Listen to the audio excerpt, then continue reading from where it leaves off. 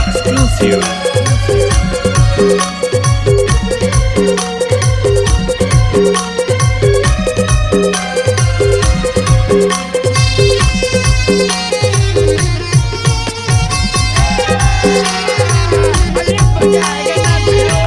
सागर की मौजें हैं, खुला आसमां है, धड़कन दीवानी है, दिलकश समा है, धड़कन दीवानी है, दिलकश समा है।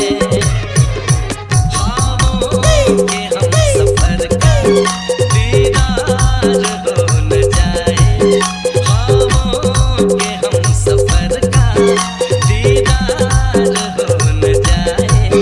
मुझे डर है आपसे कहीं प्यार हो न जाए।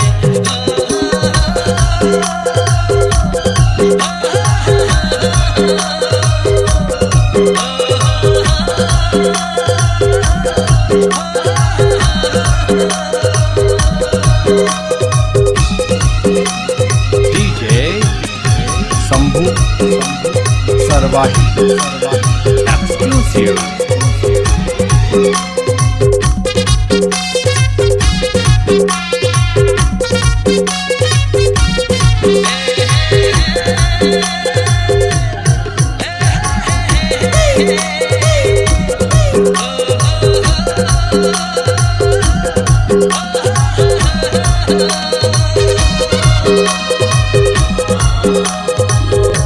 जी चाहे लहरों से करूं मैं शरारत, इनको बता दूं मैं मेरे दिल की चाहत, इनको